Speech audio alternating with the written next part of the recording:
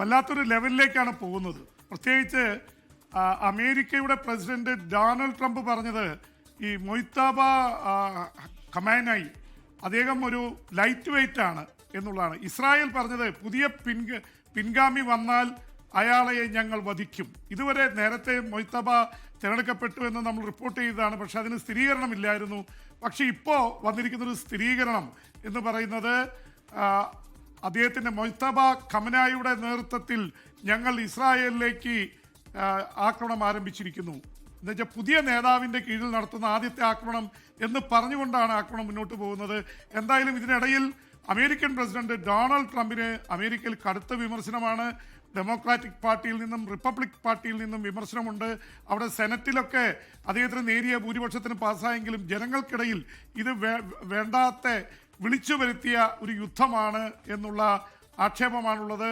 ഇറാഖിൽ സംഭവിച്ചതുപോലെ അഫ്ഗാനിസ്ഥാനിൽ സംഭവിച്ചതുപോലെയുള്ള തിരിച്ചടി നേരിടാൻ സാധ്യതയുണ്ട് എന്നുള്ളത് തന്നെയാണ് വിലയിരുത്തൽ. ഈ എണ്ണയുടെ വില കൂടുന്നു, അമേരിക്കൻ സൈനികർ കൊല്ലപ്പെടുന്നു, 8 പേരായി എന്ന് പറയുന്നു ഇപ്പോൾ കൊല്ലപ്പെട്ടവരുടെ സംഖ്യ.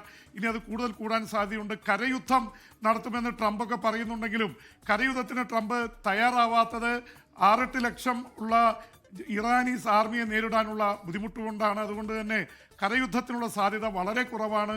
ഇതിനിടയിലാണ് ഗൾഫ് രാജ്യങ്ങളിലേക്ക് ഇപ്പം ഞാൻ സംസാരിച്ചുകൊണ്ടിരിക്കുമ്പോഴും പല സ്ഥലങ്ങളിലും ആക്രമണം നടക്കുന്നതായി റിപ്പോർട്ട് വന്നിട്ടുണ്ട്. UAE, Kuwait, Saudi Arabia, Qatar അടക്കമുള്ള ഒമാൻ ഒഴികെയുള്ള എല്ലാ രാജ്യങ്ങളിലേക്കും ആക്രമണം. പുതിയ നേതാവ് വന്നതിൻ്റെ പേരിൽ തീവ്ര നിലപാടുകാർ ഇറാനിൽ നേതൃത്വം ഏറ്റെടുത്തതിൻ്റെ ഇതാണ് നമ്മൾ കണ്ടുകൊണ്ടിരിക്കുന്നത്.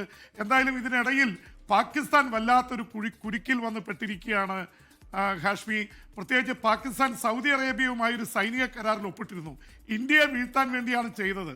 പാകിസ്ഥാനെ ഇന്ത്യ ആക്രമിച്ചാൽ സൗദി അറേബ്യ പാകിസ്ഥാന് വേണ്ടി വരുമെന്ന് വിചാരിച്ചു. പക്ഷേ ഇപ്പോൾ സൗദി അറേബ്യയ്ക്ക് നേരെ ഇറാൻ ആക്രമണം നടത്തുമ്പോൾ എവിടെ നിൽക്കും?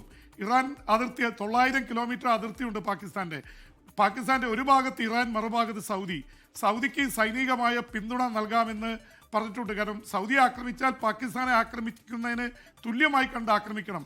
വല്ലാത്തൊരു ട്രാപ്പിൽ കിടക്കുകയാണ്. അതിനിടയിൽ ഇന്ത്യ വളരെ സൂക്ഷ്മതയോടെയാണ് കാര്യങ്ങൾ കാണുന്നത്. നമ്മൾ പ്രധാനമായിട്ട് ഇറാൻ കപ്പലിന് അഭയം കൊടുത്തിരിക്കുന്നത് ഇറാനുമായിട്ടുള്ള ബന്ധം കൂടുതൽ സുഗമമാക്കാൻ സഹായിച്ചിട്ടുണ്ട്. പക്ഷേ അമേരിക്ക അത്ര തൃപ്തിയിലല്ല. ഇന്ത്യയും ശ്രീലങ്കയും ഇറാൻ ആയിട്ട് ബന്ധപ്പെട്ട യുദ്ധക്കപ്പലുകൾക്ക് അഭയം നൽകുന്നു എന്നുള്ളത് വല്ലാത്ത രീതിയിലുള്ള ചർച്ചകളിലേക്ക് പോകുന്നുണ്ട്. അമേരിക്കയ്ക്ക് അതൃപ്തിയുണ്ട്. പക്ഷേ നമ്മുടെ അഭയം തേടി വന്നവരെ ത്യജിക്കുക എന്നുള്ളൊരു നിലപാട് ഇന്ത്യക്കില്ല.